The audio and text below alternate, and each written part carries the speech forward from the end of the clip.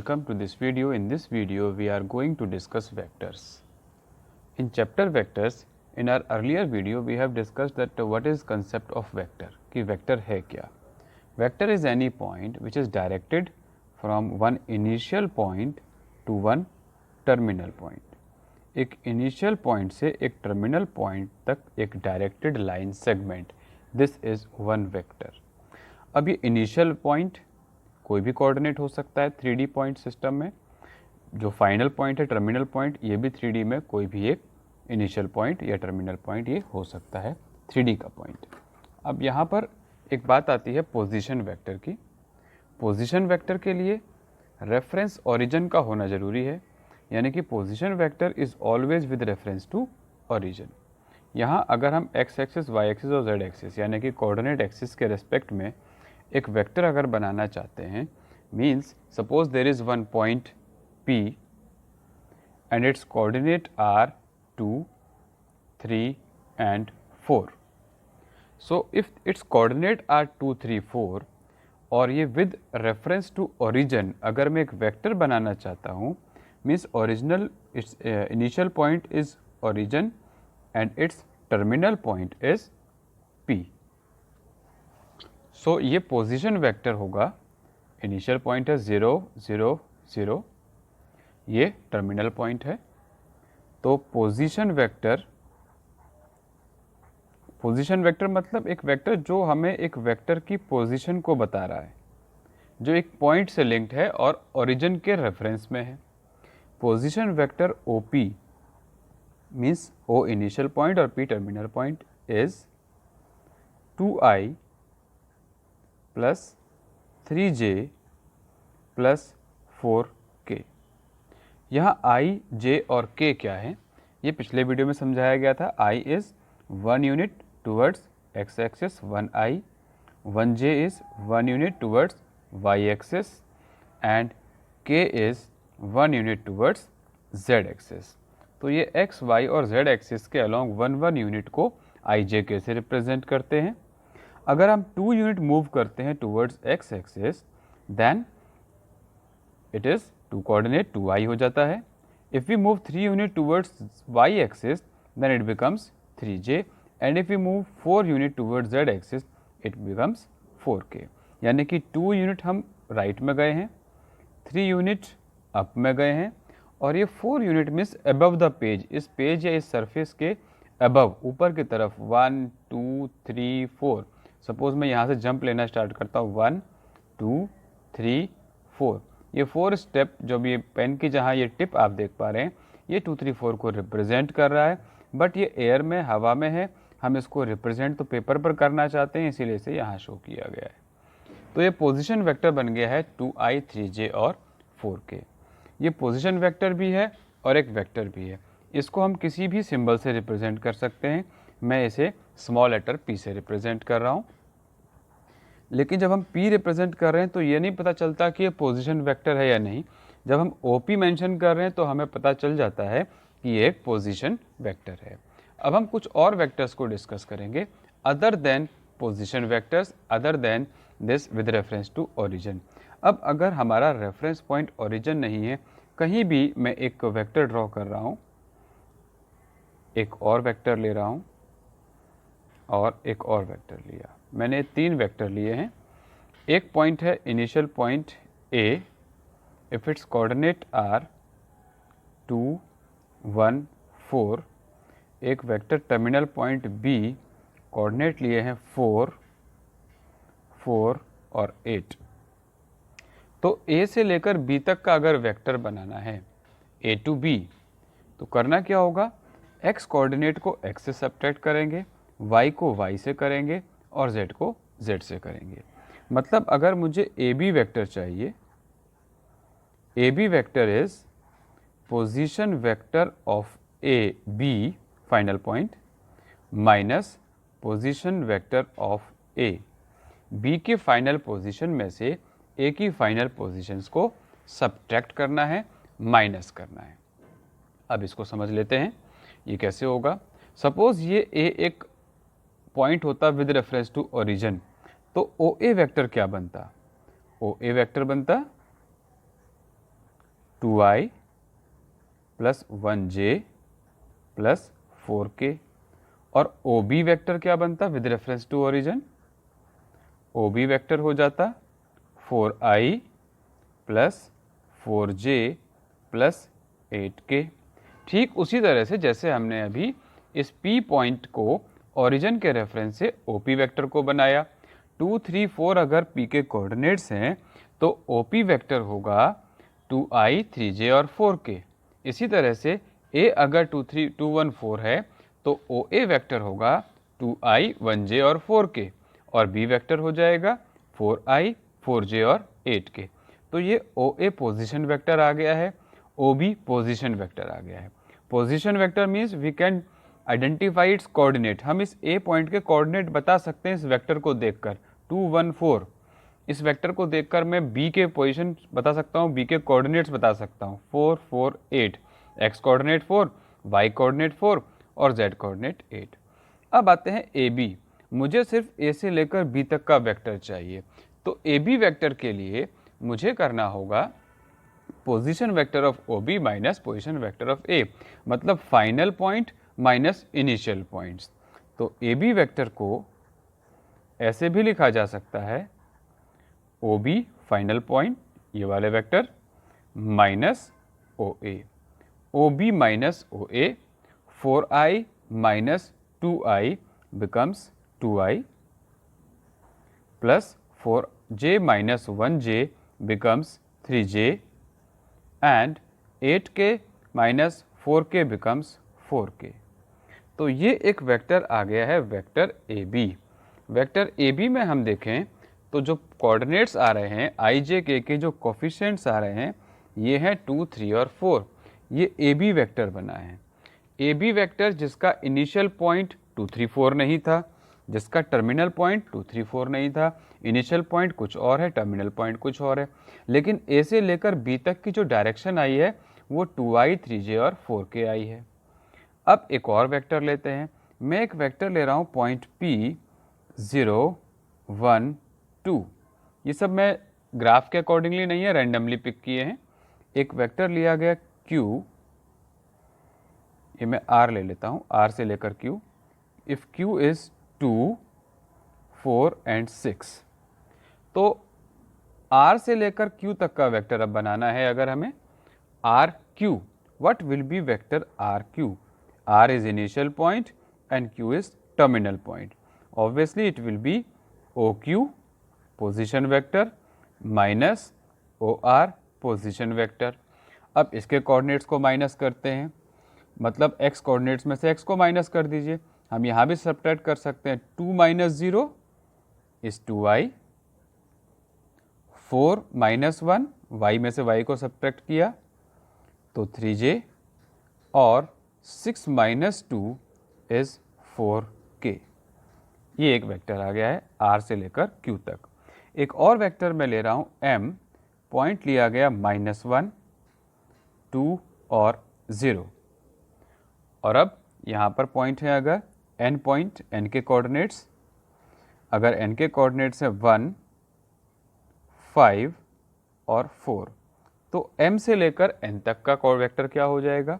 Vector M to N means M is initial point, N is terminal point. It will be ON final vector, final position minus initial position OM। अब इसको subtract किया जाए तो 1 minus of -1 becomes 2i plus 5 minus 2 is 3j plus 4 minus 0 is 4k। ये एक vector आ गया है Mn। अब यहाँ तीनों पॉइंट्स को, तीनों वेक्टर्स को अगर हम देखें तो इन तीनों ही वेक्टर्स में इनिशियल पॉइंट अलग अलग है, A, R और M। तीनों की पोजीशन अलग अलग है। ऐसे ही इन तीनों के टर्मिनल पॉइंट्स भी अलग अलग हैं। लेकिन ये जो वेक्टर का रिजल्ट आया A to B, R to Q या M to N, इन सब का रिजल्ट यहाँ देखें तो सब तीनों के तीनों बिल्कुल सेम आ रहे हैं। 2i, 3j, 4k, RQ भी 2i, 3j, 4k और Mn भी 2i, 3j, 4k। These vectors which have I coordinate, j coordinate and k coordinate same are said to be equal vectors. ये इक्वल वेक्टर्स कहे जाएंगे। Equal vectors क्या हुए, इनके i का कोफिशिएंट, j का कोफिशिएंट और k का कोफिशिएंट एग्जैक्टली सेम है, प्लस माइनस का भी डिफरेंस नहीं है और वैल्यू भी इंटरचेंज नहीं है, एग्जैक्टली उसी ऑर्डर में ये वेक्टर्स हैं। इसी तरह से जो हमने सबसे पहले वेक्टर फाइंड किया था OP, ये भी 2i 3j 4k है। तो ये P वेक्टर भी, OP वेक्टर भी इन्हीं वेक्टर्स के इक्वल कहा जाएगा। So with help of this we can say, इसको हम कंक्लूड करके कह सकते हैं, ये जितने भी वेक्टर्स आए हैं, सबसे पहले हमने OP फाइंड किया था with reference to origin, is equals to vector AB is equals to vector RQ and is equals to vector MN। दो वेक्टर इक्वल कब होते हैं ये आपको बताया जा चुका है, when they have same direction and same magnitude. यहाँ इन तीनों वेक्टर्स की डायरेक्शन बिल्कुल सेम है और इनकी लेंथ भी सेम है, और ये जो OP है इसकी लेंथ और डायरेक्शन भी सेम है।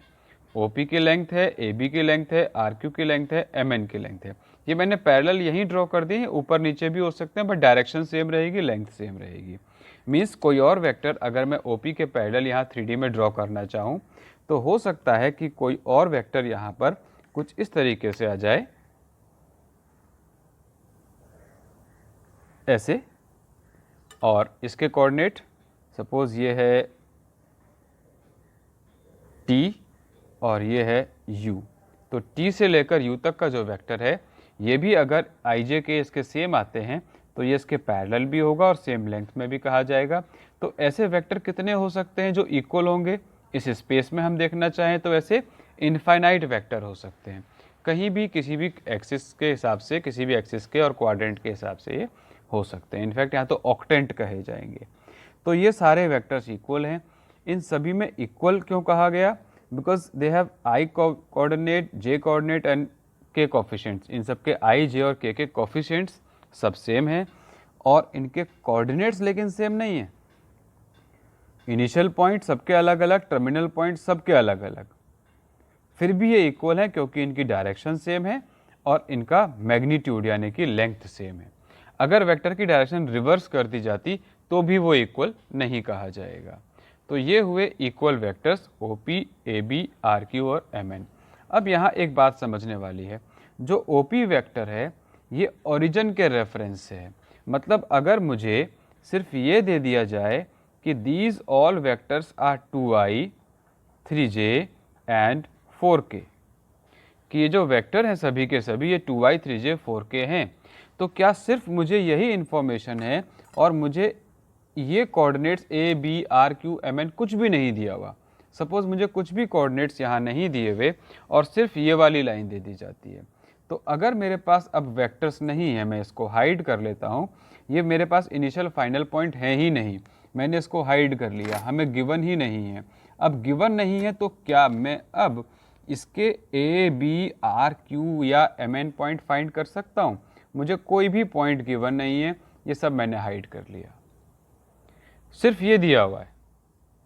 तो अगर मुझे AB, RQ, MN और OP सब equals to 2i 3j 4k दिया हुआ है, तो मैं ये इसके इनिशियल पॉइंट और टर्मिनल पॉइंट किसी के भी नहीं बता सकता। लेकिन अगर ये OP वेक्टर है, मैं इसके बता सकता हूँ। दिस इज पोजीशन वेक्टर, इसके मैं कोऑर्डिनेट्स बता सकता हूँ, इनिशियल पॉइंट भी, फाइनल पॉइंट भी। तो अगर एक वेक्टर आपको दिया हुआ है नॉर्मल वेक्टर की फॉर्म में, नॉर्मल वेक्टर मतलब ये सभी नॉर्मल वेक्टर हैं जिनको हम डायरेक्शन वेक्टर भी कह सकते हैं। डायरेक्टेड लाइन से हमने डायरेक्शन वेक्टर बनाया था, पिछले वीडियो में बताया गया था।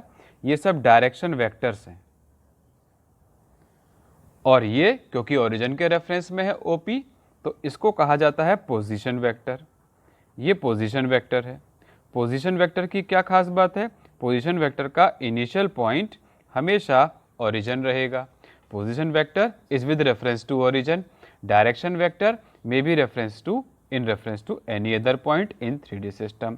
अब यहाँ डायरेक्शन वेक्टर के इनिशियल पॉइंट, टर्मिनल पॉइंट हम नहीं बता सकते अगर हमें वेक्टर गिवन है, लेकिन पोजीशन वेक्टर के इनिशियल पॉइंट और फाइनल पॉइंट हम बता सकते हैं क्योंकि ये इसका ओरिजिनल जो है ओरिजिन से स्टार्ट हुआ और P तक गया।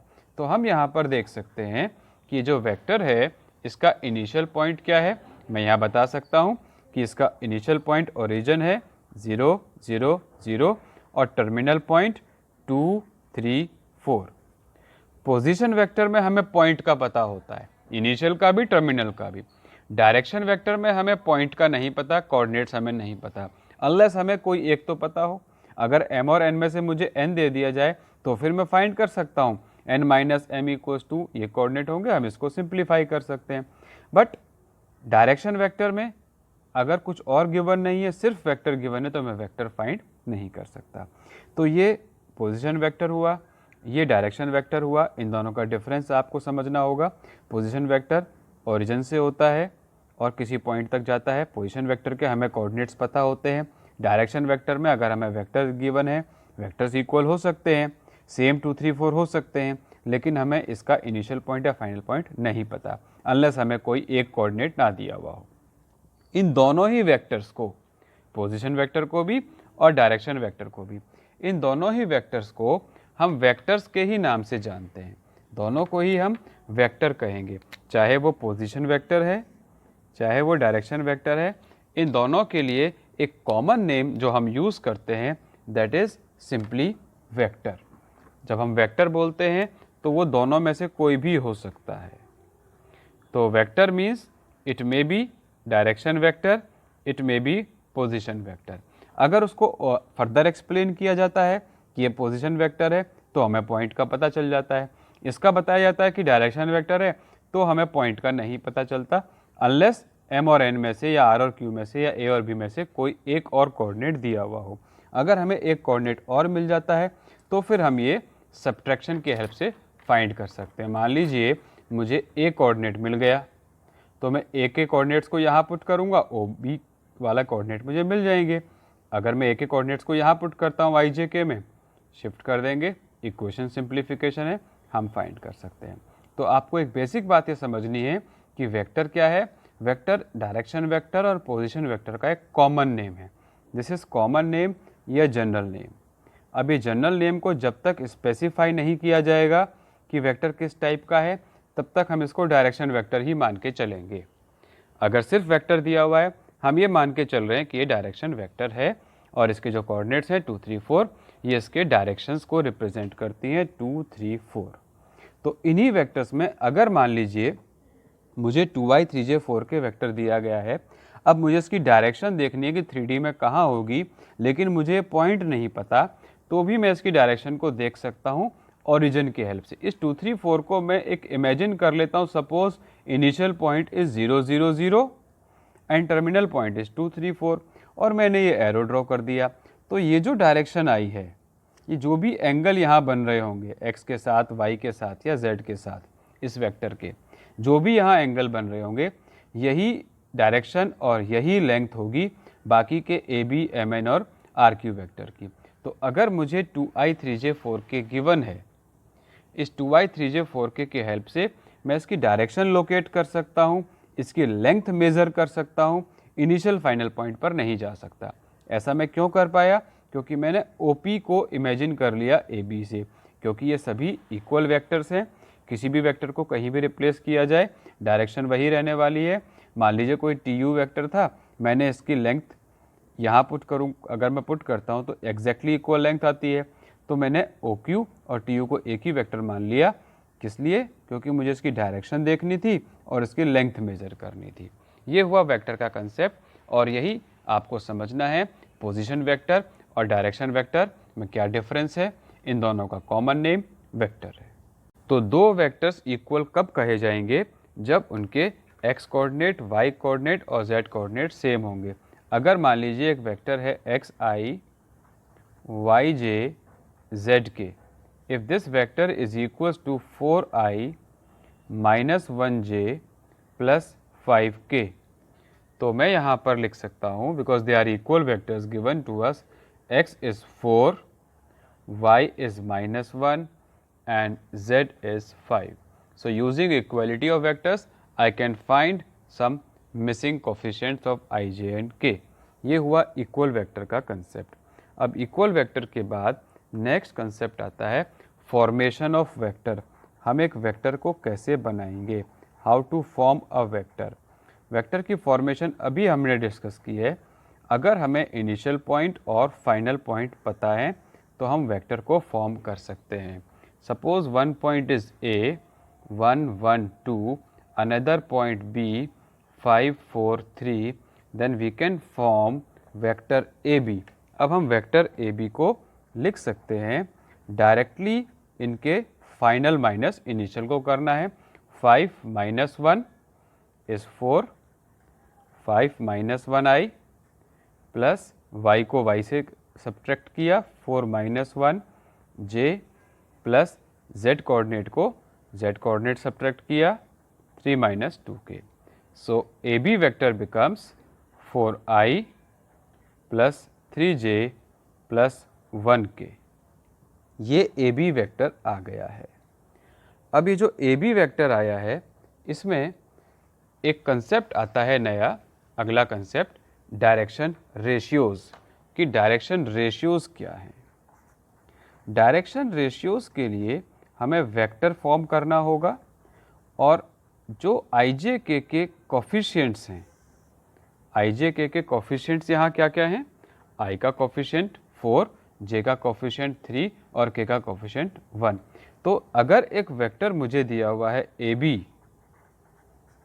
एज 4i, 3j और 1k, तो इसके डायरेक्शन रेशियोज जिसको शॉर्ट में DRs से रिप्रेजेंट किया जाएगा बार बार, DRs आर 4, 3 एंड 1। DRs का मतलब कोफिशिएंट्स ऑफ ijk, या इसको हम एज कंपोनेंट भी बोल देते हैं। These are components of vector. Components of vector पूछा जाता है या डायरेक्शन रेशियोज पूछे जाते हैं तो ये 4, 3 और 1 है। लेकिन डायरेक्शन रेशियोज को हमें और डिटेल में समझना होगा। ये i, j और k के रेशियोज को रिप्रेजेंट करते हैं।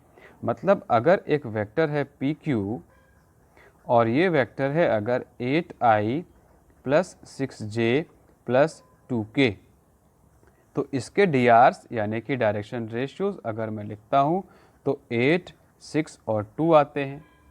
लेकिन जैसे हम रेशियोज़ को सॉल्व करते हैं ना, लाइक 8:6:2, अगर सबको 2 से डिवाइड कर दिया जाए तो ये हो जाएगा 4, 3 और 1। तो वैसे तो वेक्टर के हिसाब से ये कंपोनेंट्स हैं और डायरेक्शन रेशियोज़ लिखना चाहें तो हम ये भी लिख सकते हैं 4, 3 और 1। कंपोनेंट लिखना है तो 8, 6, 2 कंपोनेंट का मतलब ij के कोफिशिएंट्स। लेकिन डायरेक्शन रेशियोज़ में उसको सिंप्लीफाई भी कर सकते हैं। तो डायरेक्शन रेशियो और कंपोनेंट में छोटा सा डिफरेंस है, इसको फिर आप अलग ही मान के चलें। इसको मैं और ना करके एंड कर देता हूँ। तो हम यहाँ पर डायरेक्शन रेशियोज़ भी सीख रहे हैं और कंपोनेंट भी सीख रहे हैं। दोनों को आप सिनोनिमली यूज़ नहीं करेंगे, सिनोनिमस यूज़ नहीं करेंगे, एक दूसरे के सिनोनिम नहीं है। लेकिन जैसे ये वेक्टर था, ये सिंप्लीफाइड कोफिशिएंट थे, तो इस वेक्टर के AB के कंपोनेंट भी 4, 3, 1 है और डायरेक्शन रेशियोज़ भी 4, 3, 1 है।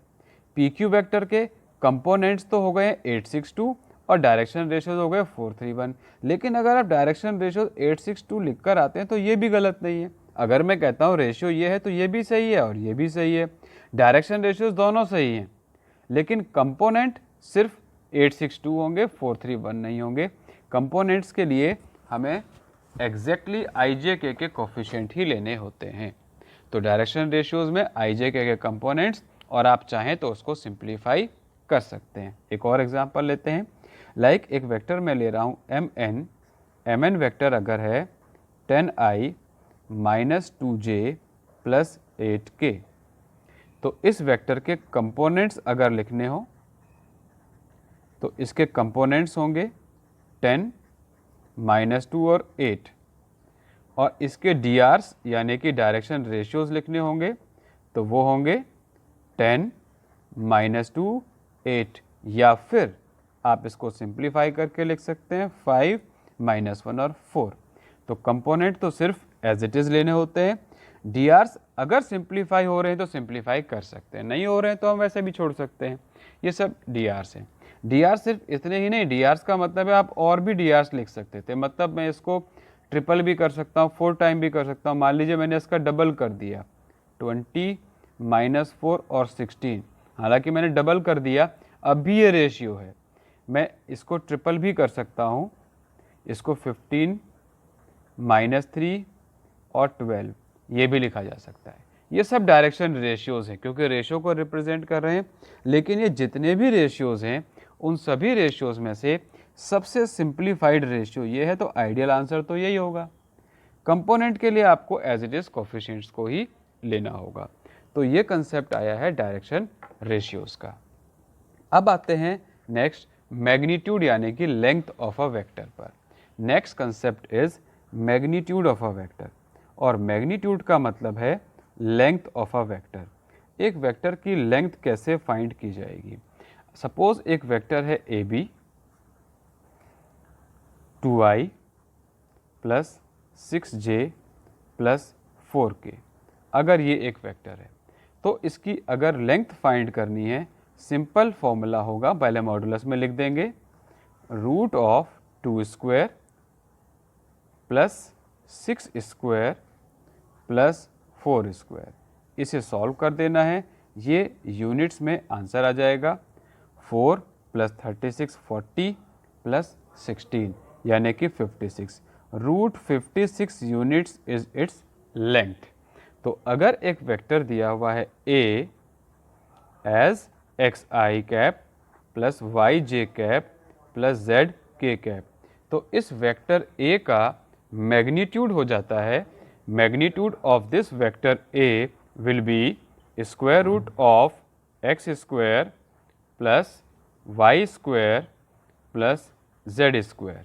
This much in units, ideally units लिखना चाहिए। This is magnitude of any vector A. ये मॉडुलस का फॉर्मूला होगा। Direction cosines of a vector. एक वेक्टर के डायरेक्शन कोसाइंस, ये एक इम्पॉर्टेंट कंसेप्ट है। इसके लिए हम पहले 3D का एक सिस्टम ले लेते हैं, वाई एक्सिस, एक्स एक्सिस और जेड एक्सिस। अब ये जो एक्सिस के सिस्टम है, यहाँ पर एक वेक्टर एज्यूम करते हैं। मैं एक वेक्टर ले रहा हूँ जो कि रैंडमली कोई भी वेक्टर ले लिया गया। सपोज ये एक वेक्टर है ओ से लेकर ए तक। अब इस वेक्टर का एक्स एक्सिस के साथ कुछ एंगल बन रहा होगा, इसको अल्फा से रिप्रेजेंट कर देते हैं। इसका वाई एक्सिस से भी कुछ एंगल होगा, इसको बीटा से रिप्रेजेंट कर देते हैं। और इसका जेड एक्सिस के साथ जो एंगल बन रहा है, इसको गामा से रिप्रेजेंट किया गया। एक्चुअल में 3D सिस्टम में देखा जाए तो ये जेड एक्सिस ऐसे वर्टिकल होता है, सीधा होता है, इरेक्ट, बिल्कुल 90 डिग्री पर। Angle between z and x axis is 90 degree. Angle between y and z is 90 degree, बिल्कुल इरेक्ट पोजीशन पर है ये ऊपर की तरफ। तो ये ऊपर की तरफ आता हुआ है, लेकिन हम बना नहीं सकते इसलिए हमने तिरछा बनाया है। अब एक वेक्टर अगर इस तरीके से जाता है अलग, एक डायरेक्शन ली जाए, कुछ ऐसी डायरेक्शन में है, तो इसका एक एंगल बनेगा x के साथ, एक y के साथ, और वर्टिकल लाइन z के साथ भी एक एंगल फॉर्म होगा। अभी जो एंगल फॉर्म हो रहे हैं अल्फा, बीटा और gamma. Alpha is angle with x axis, beta is angle with y axis and gamma is angle with z axis.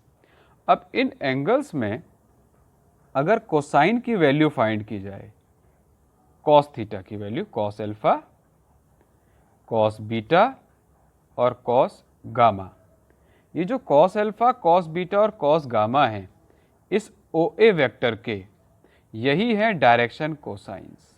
इन्हें हम कहते हैं डायरेक्शन कोसाइंस। तो डायरेक्शन कोसाइंस क्या है?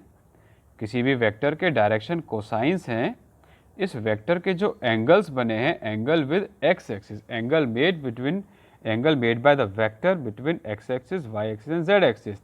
ये जेड तक है पूरा। इन जो एंगल्स बने हैं उन एंगल के कोसाइन की value, so cosine of angle with x axis, with y axis and z axis, these are direction cosines. इन्हें कहते हैं हम डायरेक्शन कोसाइंस। अब डायरेक्शन कोसाइंस अगर फाइंड करने हैं तो ऑब्वियस सी बात है, मुझे अल्फा, बीटा और गामा पता होना चाहिए। एक तरीका तो ये हो सकता है कि हमें डायरेक्ट एंगल दे दिए जाएं, अल्फा दे दिया जाए, बीटा दे दिया जाए और गामा दे दिया जाए, तो हम डायरेक्शन कोसाइंस को फाइंड कर सकते हैं। लेकिन एक दूसरा तरीका और हो सकता है, उसके लिए हमें क्या करना होगा, ये जो वेक्टर है, कोई भी वेक्टर है, उसको उसी के मैग्नीट्यूड से अगर हम डिवाइड कर दें, एक वेक्टर से ही डिवाइड कर दें, मैग्नीट्यूड से डिवाइड कर दिया जाए। एग्जाम्पल के लिए एक वेक्टर अगर है a एक्स आई वाई जे और z के, इस वेक्टर का मैग्नीट्यूड फाइंड करते हैं। मैग्नीट्यूड हमने सीख लिया है, root of x square plus Y square plus Z square, right. तो ये हो गया है मैग्नीट्यूड। अब इन दोनों को अगर डिवाइड कर दिया जाए तो ये आ जाएगा, मतलब A vector divided by A magnitude में कर रहा हूं, तो X I plus Y J plus Z K, this whole thing is divided by this x square plus Y square plus Z square, ये हो गया है। तो अब इसमें देखें, ये जो वेक्टर बना है इसके जो कंपोनेंट्स होंगे, component of i j and k, एक कंपोनेंट होगा x upon root x square plus Y square plus Z square, एक कंपोनेंट हुआ y वाला y upon root x square plus Y square plus Z square, और एक हुआ z upon root x square plus Y square plus Z square. ये जो तीनों component आए हैं, इसी में से पहले वाले को हम कहते हैं कॉस अल्फा, दूसरा वाला आया है कॉस बीटा, और तीसरा आया है कॉस गामा। तो इस तरह से कॉस अल्फा, कॉस बीटा और कॉस गामा, यही हैं डायरेक्शन कोसाइंस। ये डायरेक्शन कोसाइंस आ गए हैं, इसको हम एल, एम और एन से रिप्रेजेंट करते हैं। तो direction cosines of a vector, जिसको हम एल, एम और एन से रिप्रेजेंट करते हैं, इसके लिए हमें क्या करना होगा, जो भी वेक्टर गिवन है उसको उसी के मैग्नीट्यूड से डिवाइड करना होगा। एक तरीका तो था एंगल्स गिवन होने चाहिए थे, अल्फा बीटा गामा। अगर एंगल नहीं गिवन है तो हम cos alpha, cos beta, cos gamma को वेक्टर की हेल्प से direct without getting any angle हम फाइंड कर सकते हैं। इसी तरह से अब हमारे पास अगर ये वैल्यूज़ हैं कॉस अल्फा की, तो अब मैं अल्फा भी मेंशन कर सकता हूँ। What is alpha? Cos inverse of this x square plus Y square plus Z square. मतलब अगर वेक्टर दिया हुआ है तो हम एंगल भी फाइंड कर सकते हैं। Similarly beta will be cos inverse of y upon root x square plus Y square plus Z square, and gamma will be cos inverse of z upon root x square plus y square plus z square। ये alpha, beta और gamma आ गए हैं। Angles with x axis, with y axis and with z axis. DCs यानी कि l, m, n, direction cosines l, m और n, ये cos alpha, cos beta और कॉस गामा के स्टैंडर्ड सिंबल हैं। हम एल, एम और एन ये फिक्स्ड हैं। कॉस अल्फा के लिए यूज़ करते हैं एल को, एम को कॉस बीटा के लिए और एन को कॉस अल्फा के लिए। यहाँ एक इम्पॉर्टेंट रिलेशन है जो आपको याद रखना है, that l square plus m square plus n square is always 1। अब अगर l square, m square, n square 1 है, हम यहाँ एल की वैल्यू ये पुट करके देख सकते हैं, वाई की और जेड की वैल्यू पुट करके स्क्वायरिंग करते हैं तो 1 ही आएगा।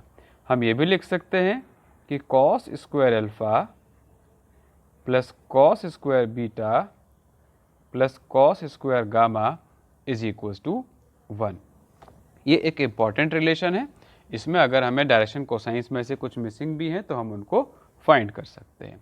तो ये हुआ कंसेप्ट डायरेक्शन कोसाइंस का। अब एक एग्जांपल ले लेते हैं। सपोज मुझे एक वेक्टर दिया हुआ है a which is i plus 2j plus 3k। तो पहले मैं इसका मैग्नीट्यूड फाइंड कर लेता हूँ। Root of 1 square is 1, 2 square is 4, 3 square is 9, यानी कि रूट 14। अब वेक्टर को इसी के मैग्नीट्यूड से डिवाइड किया गया, तो 1 by root 14 i plus 2 by root 14 j plus 3 by root 14 k। अब ये एक यूनिट वेक्टर बन चुका है। यूनिट वेक्टर को अभी हम समझेंगे। इसका यूनिट वेक्टर मतलब इसका मैग्नीट्यूड 1 है। इसके कॉस अल्फा कोसाइन, पहला कोसाइन होगा 1/√14, cos beta is 2/√14 and cos gamma is 3/√14। ये इसके डायरेक्शन कोसाइंस आ जाते हैं। तो इस तरह से हम एक वेक्टर को की हेल्प से डायरेक्शन कोसाइंस भी फाइंड कर सकते हैं।